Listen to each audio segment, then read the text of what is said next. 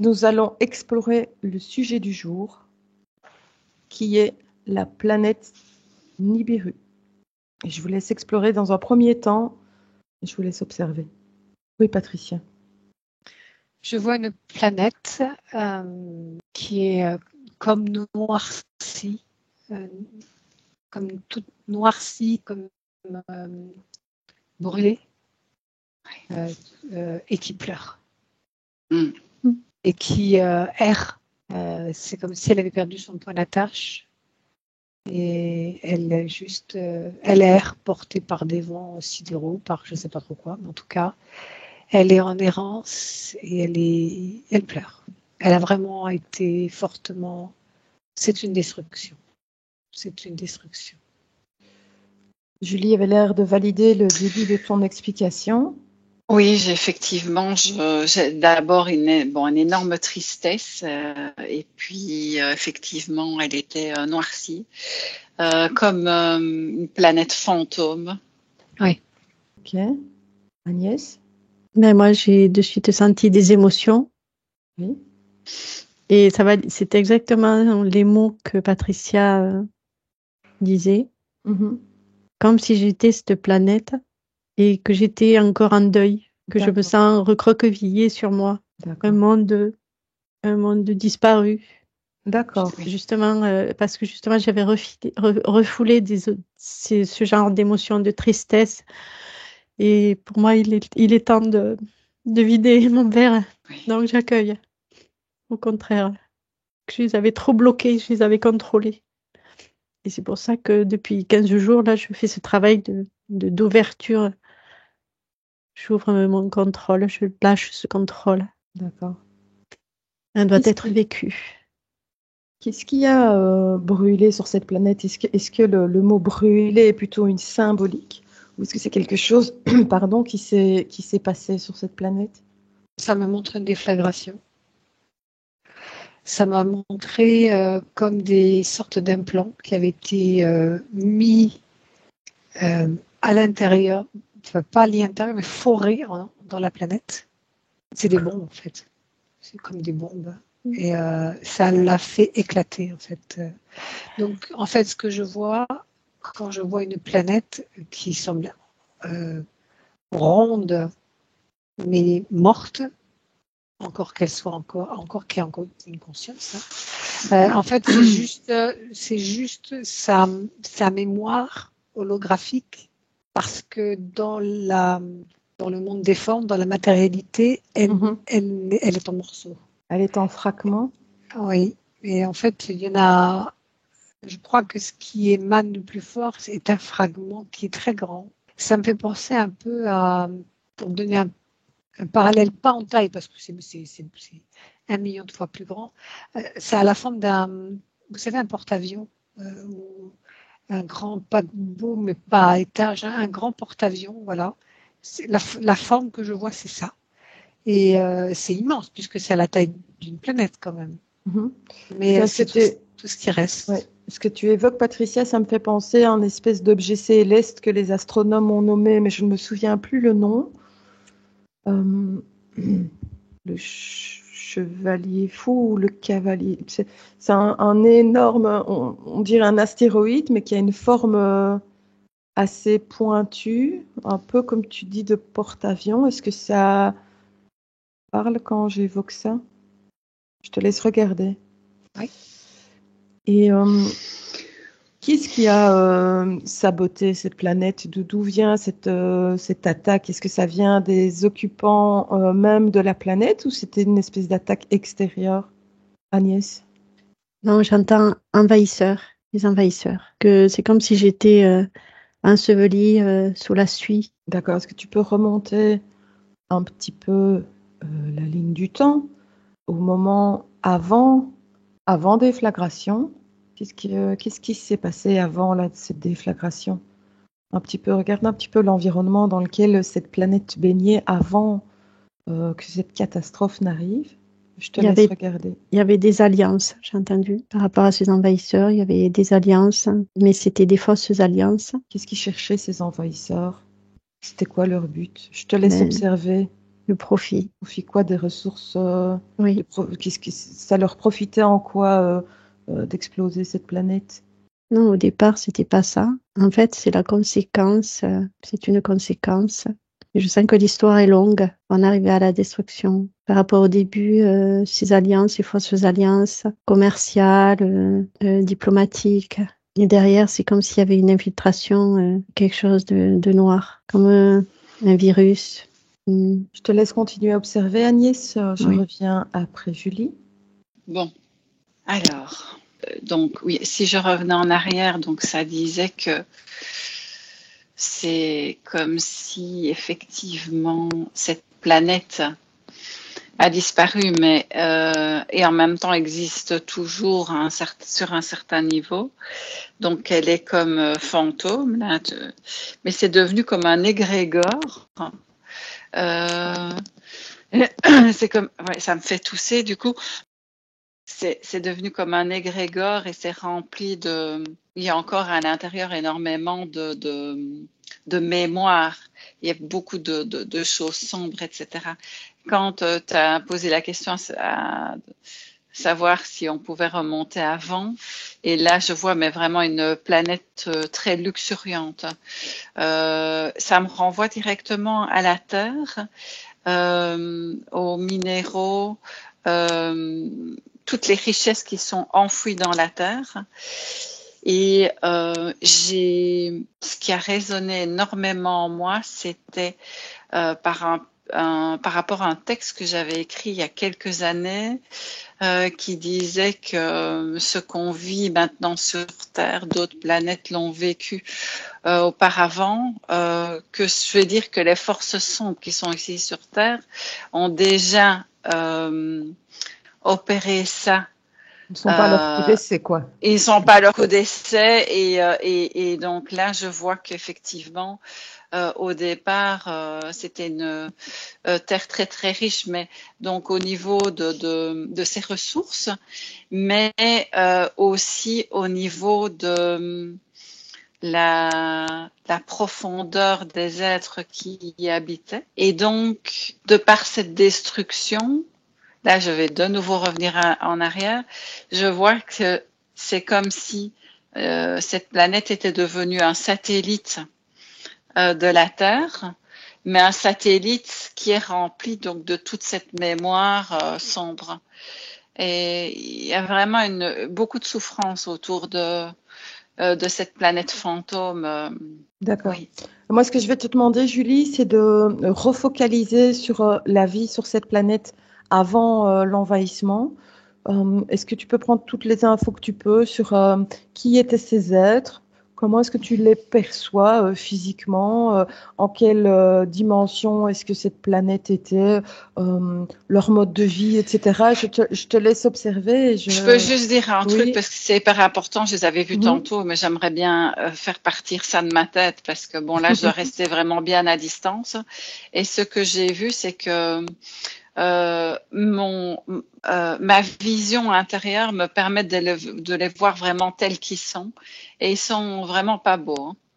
Par contre, incarnés sur la planète, de nouveau, ils n'ont pas cette apparence-là. Donc, c'est toujours une invitation à maintenant aussi à voir au-delà des apparences, mais à voir avec une vision intérieure l'âme des gens. Parce que là, le contraste entre ce que je vois, ceux qui arrivent, qui ont l'air très sympathiques sur la planète, et ceux qui sont à l'intérieur, c'est vraiment un contraste très énorme. Tu veux dire qu'ils sont plus beaux à l'intérieur qu'à l'extérieur? Ah non, c'est le contraire. Oui, oui. À l'extérieur, l'extérieur est sympathique, tu vois, pour pouvoir plaire au peuple quand ils arrivent sur Terre. Toi, tu parles des êtres qui ont envahi? Oui. D'accord. Oui. Ok, d'accord. Ok, alors maintenant, si tu peux juste te concentrer, donc j'ai pris note de ton information, et donc vraiment observer avant envahissement la planète, les êtres originels qui l'occupaient, voir un petit peu le fonctionnement, la vie, etc., à quoi ils ressemblaient. Je te laisse observer, je reviens après. Patricia?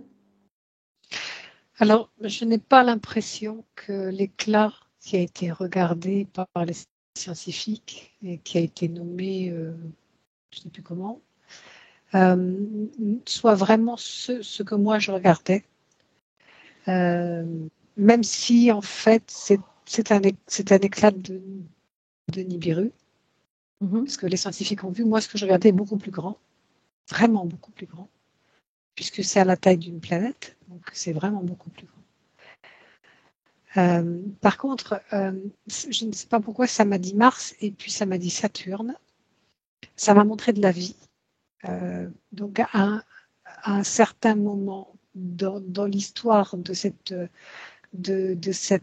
système solaire ou sur d'autres plans, il y a eu, Mars et Saturne ont été habités.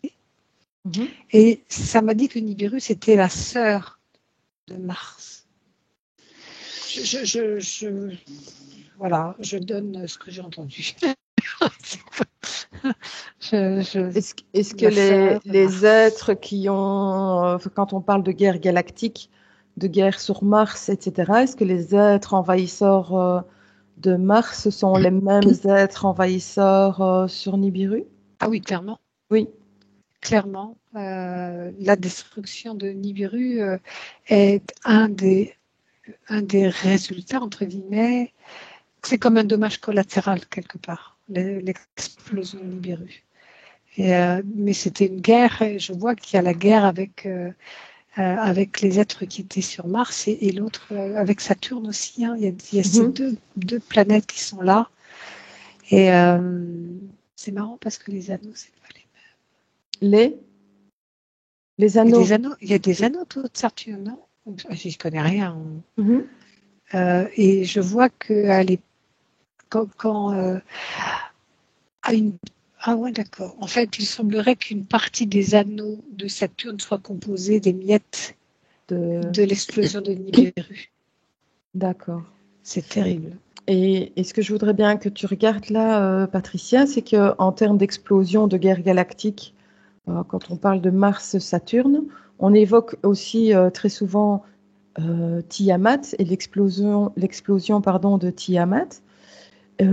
Quelles sont les similitudes ou les points communs entre l'explosion de Tiamat et l'explosion de Nibiru?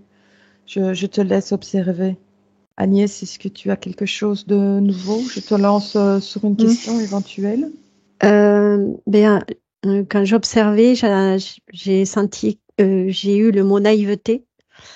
Il y avait beaucoup de naïveté par rapport à ce peuple qui vivait sur cette planète, qui n'avait jamais connu la fourberie et le mensonge. Et ensuite, je sens que ça s'est passé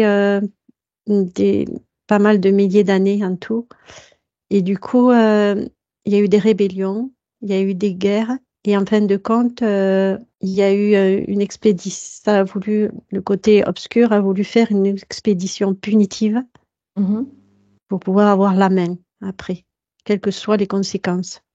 C'est comme s'ils avaient voulu créer des accords, mais des accords fourbes. Le peuple s'est rebellé et devant tous ces débordements, les involutifs ont voulu couper court en faisant exploser la planète.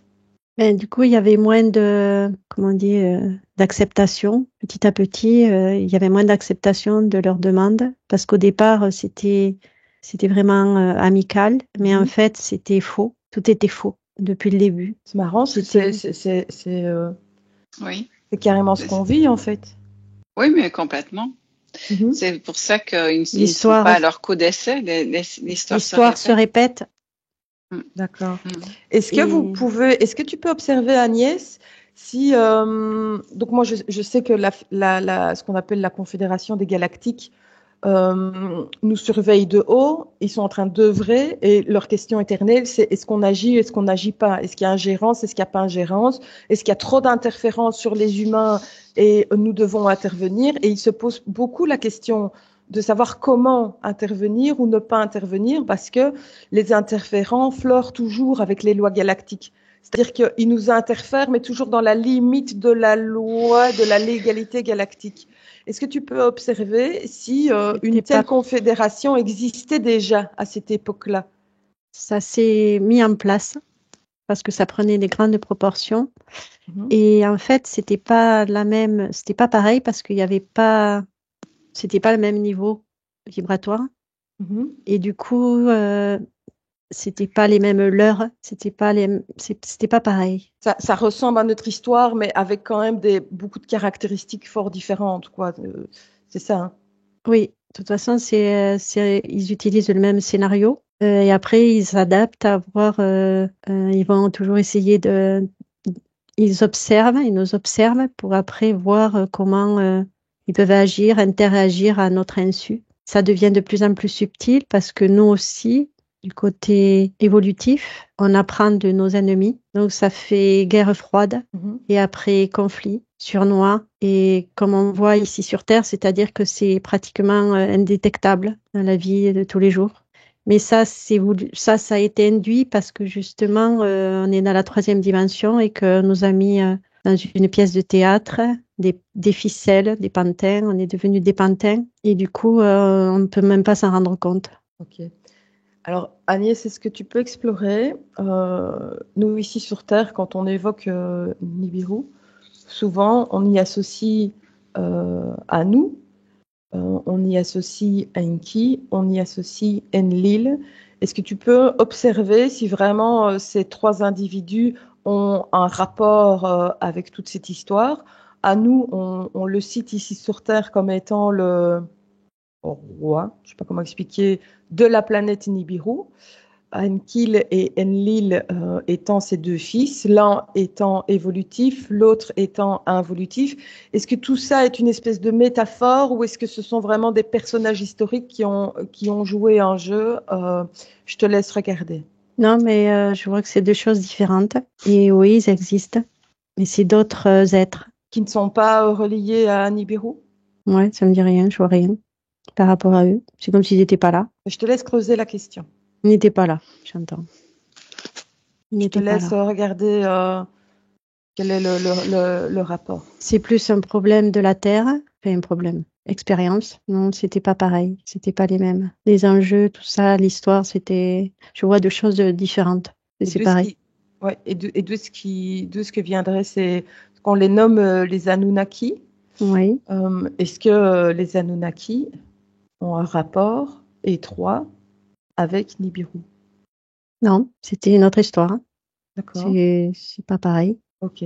Bon, bah, je t'invite à observer les êtres de Nibiru, alors comme Julie, et je reviens vers toi après. Mhm. Julie? Alors, moi, il y avait autre chose quand tu as parlé de Tiamat. C'est pas la même fin, si je puis dire, parce que j'ai vu que Nibiru, c'était une fin qui est venue de l'intérieur, une explosion d'intérieur, tandis que Tiamat, c'était... Un tir-missile, on va dire. Voilà, oui, c'est ça. C'est pas la même chose. Et sur les habitants, sur la vie sur Nibiru?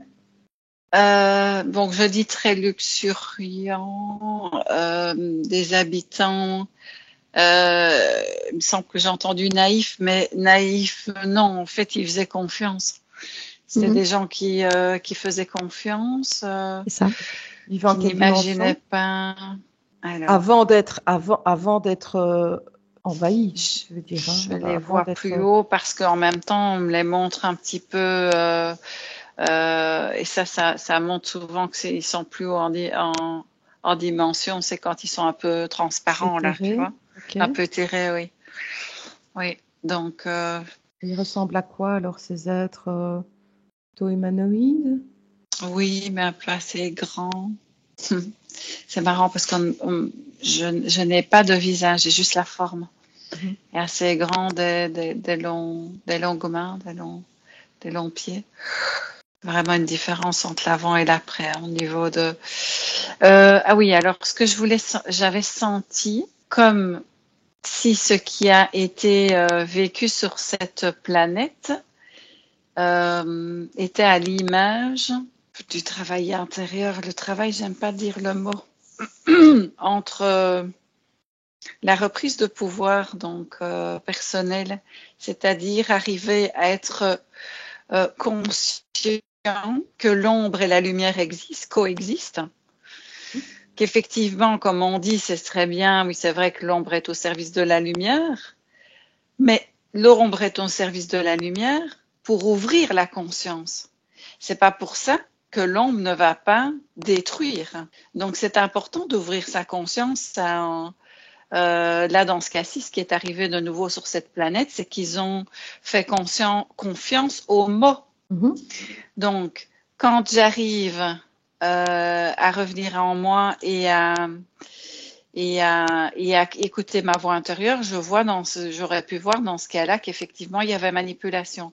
Mais c'était important pour ces êtres-là, qui étaient vraiment tout amour et un peu naïf, de prendre conscience de ce genre de choses. Mais par contre, c'est vrai qu'il faudra quand même regarder. Je te disais que je sentais il y a des énergies stagnantes et bloquées là-dessus. Hein. C'est plutôt désagréable. Donc, je ne sais pas si on peut faire quelque chose et laisser ça comme ça. Enfin, voilà. On va regarder. Je te laisse observer. On va regarder. Et il y avait un autre truc aussi qui était intéressant. C'était par rapport au Conseil galactique qui, effectivement, à un moment donné, a été mis en place à cause des abus, etc. Mais d'après ce que j'ai vu, parce qu'il me semble que tu as posé la question à savoir est-ce qu'ils viennent titiller et faire en sorte de ne pas dépasser les lois, etc. Moi, je vois quand même qu'ils les dépassent. Je vois quand même qu'ils c'est-à-dire qu'ils tournent autour du pot. Oui. Bon, ici sur Terre, on nous dit souvent que tout nous est dit, en fait. Hein. Donc, en fait, ils ont notre consentement de manière fourbe, mais nous donnons à chaque fois notre consentement pour être manipulés. Alors, je l'accorde, ce consentement est vraiment obtenu de manière sournoise. Oui. Mais c'est là qui contourne la loi. Mais c'est pour ça que les lois sont créées dans l'univers et partout et sur Terre, partout les lois sont créées. C'est parce qu'en fait, si il n'y a pas assez de lois, je puis dire, donc à un moment donné, ils vont faire un truc, ils vont dire ah oui, mais non, parce que là, vous voyez, il n'y a pas une loi pour ça, ou bien on n'a pas fait exactement, nanana. C'est pour ça qu'on est obligé d'imposer mais énormément de lois pour ne pas pouvoir les détourner. Mais malgré ça, il y a quand même encore détournement. C'est fou. Hein. Ok, je te laisse. Je te laisse observer, Julie. Moi, ce que je voudrais savoir, c'est qu'on parle souvent de l'influence, allez, j'ai envie de dire presque magnétique de Nibiru sur la Terre. Je lis souvent à ce propos-là. Je voudrais que tu observes si l'énergie restante alors peut-être de ce satellite ou ce satellite hologramme, est-ce qu'il y a une influence néfaste sur la Terre, sur le Soleil ou dans le système solaire? Je te laisse regarder, je reviens vers toi après, Julie. Oui. Patricia? Alors, tu m'as demandé de faire une corrélation entre Nibiru et Tiamat. Au début, je n'ai strictement rien trouvé. Mais tu as cherché. Ça me disait rien. Et en fait, c'est deux histoires qui se ressemblent, mais qui ne se sont pas du tout passées au même moment. Puisque le temps n'existe pas, mais il y a quand même des déroulements. Donc, fatalement, il est différent, mais il existe. Ils ne sont pas passés au même moment, donc il n'y a pas de... le point commun, c'est que c'est effectivement dans notre système solaire, mais c'est comme si ça ne s'est pas passé en même temps. C'est deux histoires complètement différentes. La résultante est la même puisque deux planètes ont été détruites, mais C'est Les êtres involutifs en cause dans Tiamat, enfin pour Tiamat et pour Nibiru, sont-ils quand même de même faction? oui. Par contre, oui. C'est vraiment des nuisibles.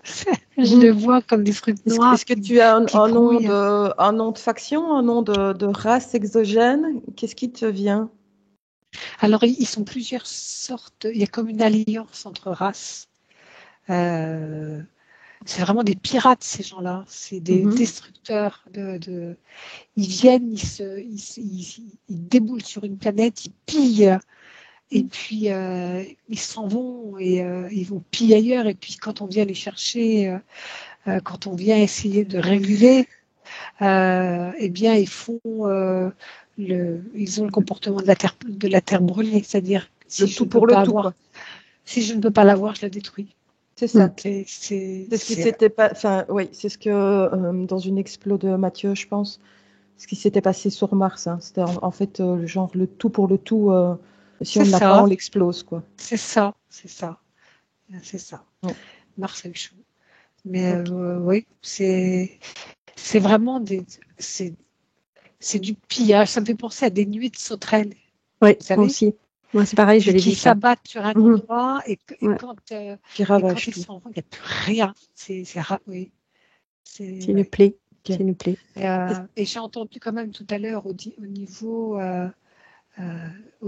de Mars, cette naïveté que je comprends tellement, c'est-à-dire ne même pas être en capacité d'imaginer quelque chose d'involutif. Ça n'existait pas. C'est comme sur Terre. Hein, c'est comme la plupart des humains. Alors, le mot n'est pas sympa, hein, mais les humains endormis sur Terre, quoi. Je veux dire, ils ne s'imaginent pas une seule seconde que le gouvernement, enfin pour eux, le gouvernement les protège, les médicaments les protègent, les vaccins les protègent, enfin tout est fait pour protéger l'humain, alors qu'en fait on est complètement dans l'extrême, dans l'inverse en fait. D'imaginer tant de duplicité. Oui. C'est vrai, oui, c'est vrai. Mais d'un autre côté, l'humain a une partie sombre qui lui a été injectée. Et c'est parce que de toute manière, sur cette planète, on est obligé d'être comme ça. Parce que la planète, c'est une planète où tu as des proies d'un côté, des prédateurs de l'autre. C'est une planète prédatrice de ce point de vue-là, naturellement. Okay. Elle a été organisée comme ça. Pardon. Ok. Est-ce que tu peux observer, Patricia, justement, si sur cette planète, au moment de l'invasion qui a duré, à mon avis, on est bien d'accord, des milliers d'années, ça ne s'est pas fait en une semaine, si justement il y a eu infiltration, alors comment est-ce que je vais expliquer ça? S'il y a eu infiltration, manipulation mentale, désincarnée de la planète, qui a fait que la densité a chuté un petit peu comme sur Terre, et qui a fait, on va dire, des habitants de Nibiru élevés en fréquence et une scission avec des habitants de Nibiru très bas en puissance. Est-ce qu'il y a eu vraiment comme ça des interférences comme on peut voir sur Terre? Et alors, ce que je voudrais que tu regardes aussi, c'est s'il y a pu avoir des habitants de Nibiru qui se sont sauvés d'une façon ou d'une autre, soit en quittant la planète, est-ce qu'il y a eu des survivants et comment tout ça s'est passé? Je te laisse observer ça, je reviens. Agnès? Alors, tu m'avais posé une question, je ne sais pas trop, mais il n'y avait plus d'informations. Donc, j'observais. Et à un moment donné, je voyais une couverture. Alors, je voyais quelque chose de sombre. Et c'était une couverture, c'était le mot couverture.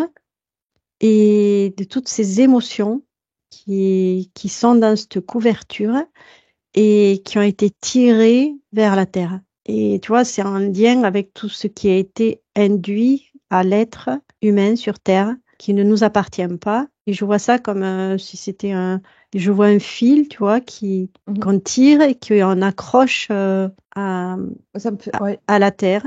C'est des émotions. Mais en même temps, on s'est servi de ce... on voyait au départ cette mémoire. Oui. Cette mémoire Et donc, du coup, c'est la mémoire émotionnelle ça s'est transformé en couverture. C'est les Donc, c'est très grégores que limité. Julie C'est voyait très tout à limité. l'heure. Oui. Voilà. Et qu'on a tiré comme un sac, tu vois, ça faisait comme un Mhm. sac, je sais pas comment ça peut se faire, et qu'on accroche aux humains. Et c'est que pour les humains, tu vois. Oui. Qui a Pas tiré pour ce sac?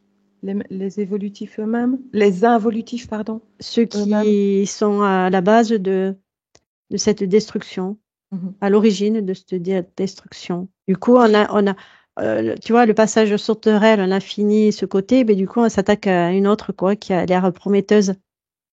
Et donc, Enfin, ils ou à se d'autres. servent de ces énergies, émotions, mémoires résiduelles négatives pour venir s'attaquer à Et, notre planète, et quoi, là, j'entends interférer. implanter un nouveau procédé parce que c'était pas pareil. Tu vois, ils vont pas faire pareil en fait. Mhm. Là, il y a une expérience et ils veulent expérimenter autre chose, notamment sur Terre. Ok. Le fait d'induire ça dès le départ, avec des âmes qui s'incarnent, de charger émotionnellement. Ils construisent une espèce de machine que j'avais vue d'ailleurs, je sais pas quand, je ne me rappelle plus le sujet. J'avais vu comme une espèce de machine qu'on induit selon l'homme. On va charger l'homme de certaines mémoires, la femme d'autres mémoires. Et du coup, ça crée des personnages figés, articulés et beaucoup plus malléables, qui Manipuler. sont prêts pour l'incarnation de la séparation. En fait, c'est un jeu nouveau qui se fait là. Et en fait, quand je vois ça, c'est juste. C'est un nouveau jeu qui se met en place. Là, Ok. on avait un Et- jeu là.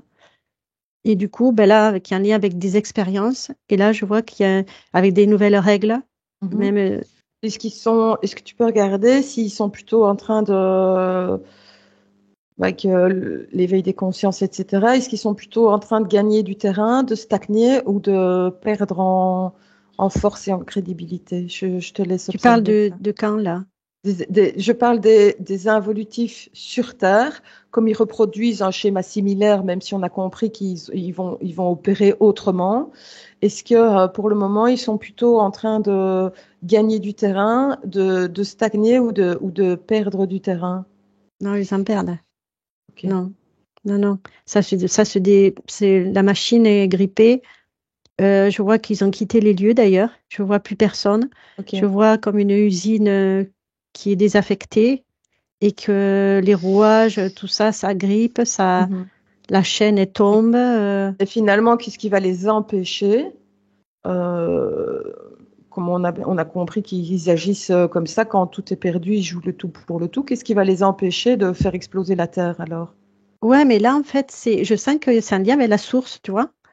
Je sens que c'est quelque chose de grand et que du coup, je sens qu'il y a la main, une main C'est le cycle qui veut ça? Qu'on est dans ou une plutôt. l'expérience aussi. Je sens que c'est quelque chose de plus grand et de voulu et que là, c'est normal. Ouais, je sens quelque chose d'un cycle. Ouais, ouais. Ok. Une période, cycle, l'expérience qui est vécue et qui est validée. Et c'est comme si on remballait tout le matériel du jeu et pour en créer un autre. Donc on fait table rase là, voilà, que tout petit à petit périclite. Et puis tu vois, après coup de balai, Mhm. puis après faire quelque chose de différent. Ok, d'accord. Bah, Agnès, là, je vais te lancer sur regarde un petit peu une information importante en rapport avec Nibiru qui doit nous être transmise et je te laisse observer. Julie? Mm. Encore une fois, c'est toujours une question de point de vue et de là où on regarde, parce que, donc, je vais d'abord revenir en arrière avant de répondre à ta question. Imagine que il y a eu effectivement à un moment donné donc une grande guerre qui a été telle qu'à un moment donné, on a dû mettre en place un système, en tout cas de protection, donc qui permet d'imposer des règles et de faire en sorte que ça n'arrive plus. Mhm. Et donc, bon, pour ne plus y aller de front, ils vont donc agir différemment. Donc, ils vont essayer plusieurs fois, donc sur différentes planètes. Ils vont venir et essayer donc du coup de s'infiltrer et d'arriver à leur fin par la manipulation. Donc maintenant, je reviens à ta question ici. Je ne sais plus quelle était ta question, mais je connais la réponse. Donc, effectivement, donc je vois cette planète qui est devenue un satellite rempli de mémoire. Mais moi, mon point de vue, c'est que ces mémoires donc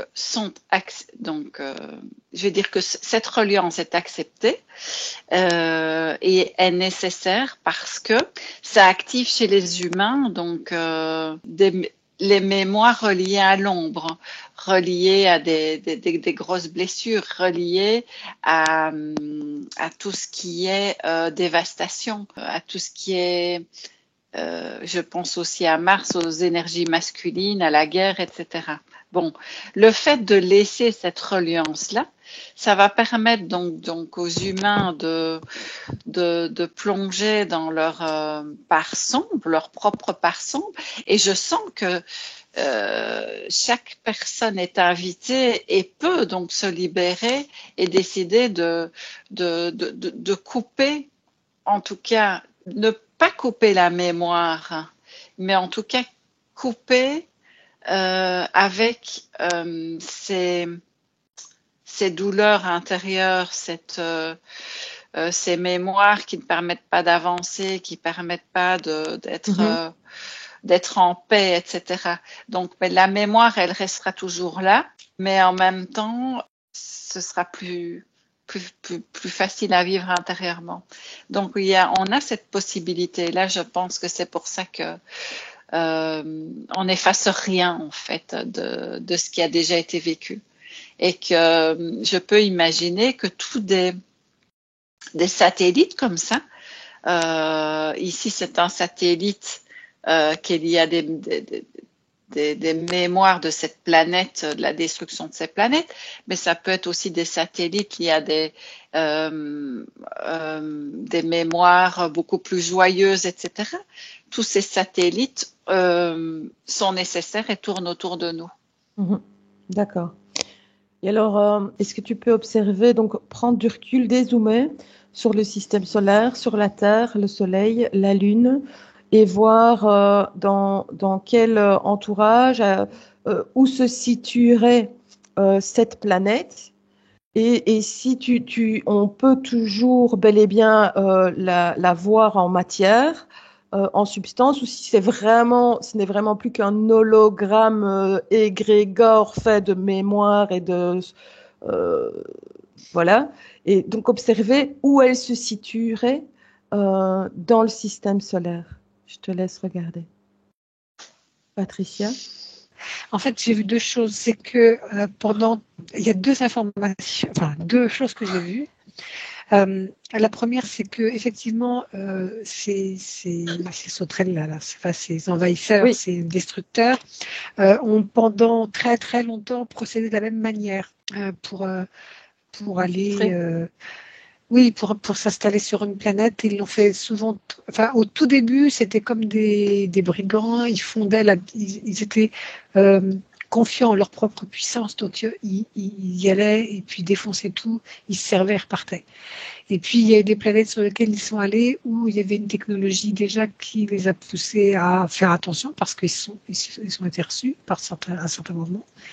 Et donc, ils ont changé effectivement pour s'infiltrer selon le niveau technologique et de conscience, même si eux n'étaient pas conscients que c'était ça aussi qui intervenait. Donc, ils ont choisi l'infiltration et la manipulation. Et puis, à la suite de cette dernière guerre, si je vois bien ça, il y a eu une nouvelle alliance qui s'est créée avec d'autres êtres vraiment très... alors, je les vois grands et noirs,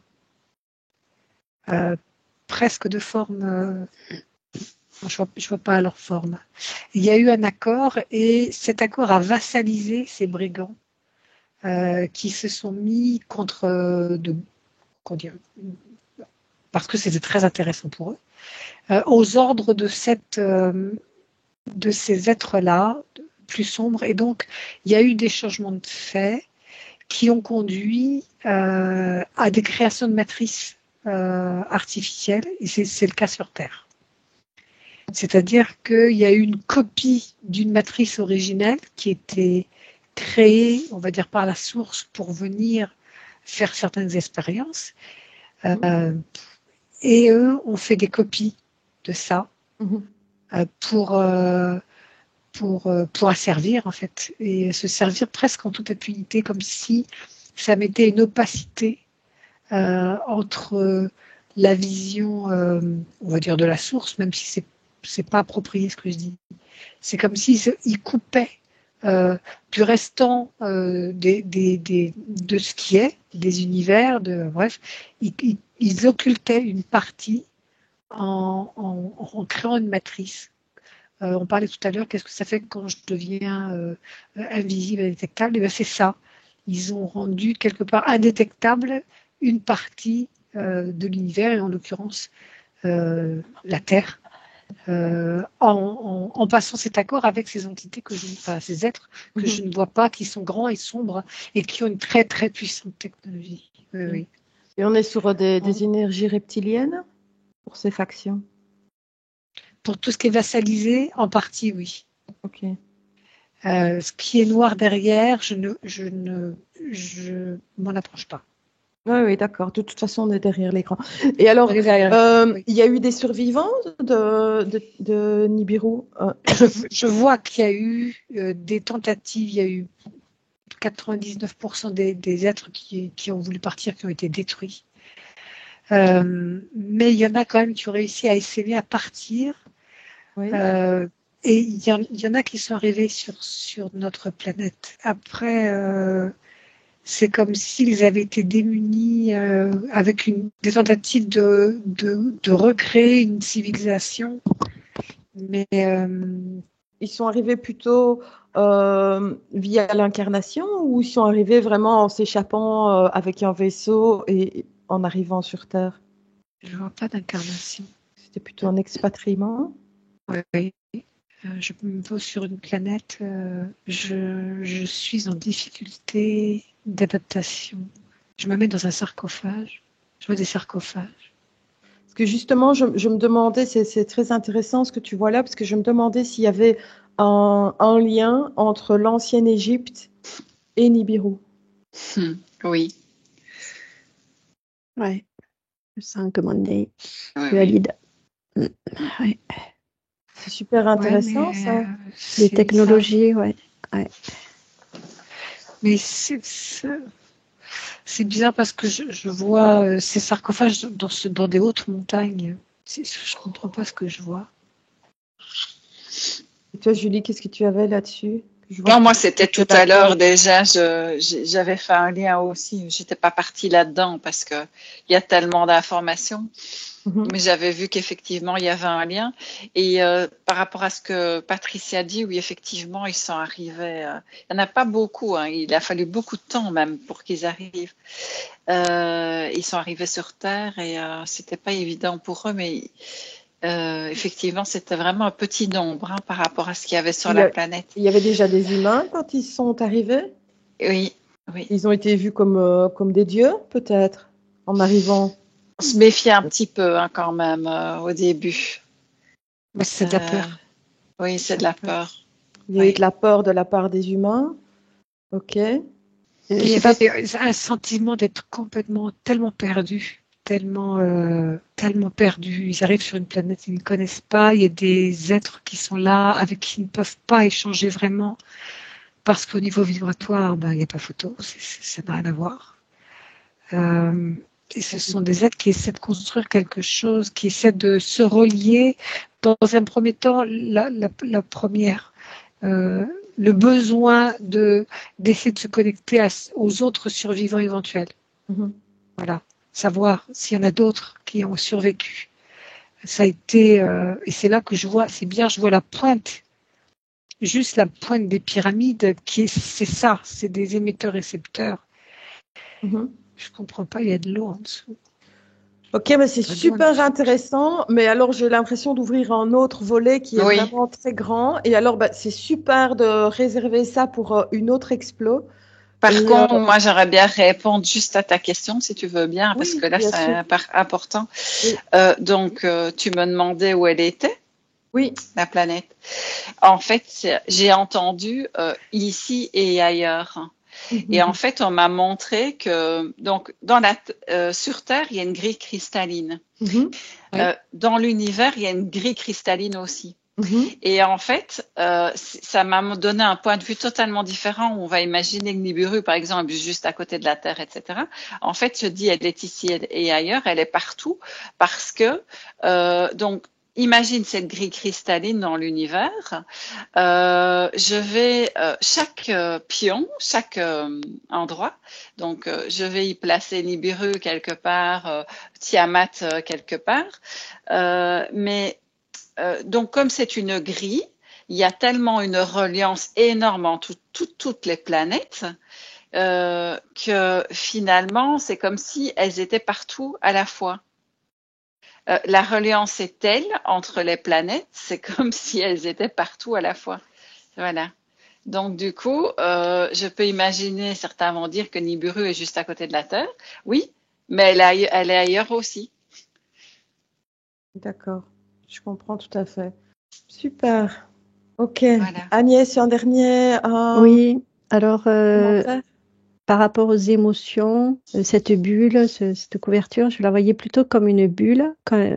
Et je me suis tournée vers cette ombre. C'est devenu une ombre, mais qui était vraiment 10 fois plus grande que moi. Et j'observais cette part d'ombre de moi-même parce que je voyais que c'était ma propre ombre. Et j'ai eu au départ, c'était le réflexe de crever la bulle et de laisser partir ses émotions. Et du coup, je voyais la justesse de cette grandeur qui avait été induite. Je pouvais ressentir ces émotions tellement qu'elles pouvaient me dévaster pour apprendre ce qu'est l'émotion et dans toutes ses gammes.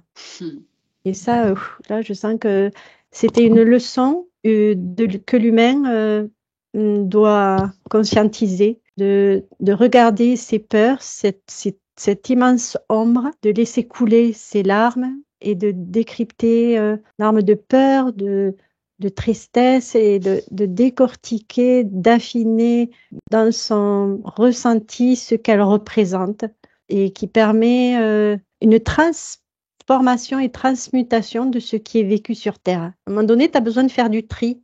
Patricia, tu voulais... Oui, par rapport à Nibiru ou Tiamat, je n'ai pas d'autres informations. Super. C'est OK pour tout le monde? Ok. OK. Mais je vous fais revenir tranquillement, tout doucettement. Je vous invite à vous déconnecter de tout et de tout. Ça...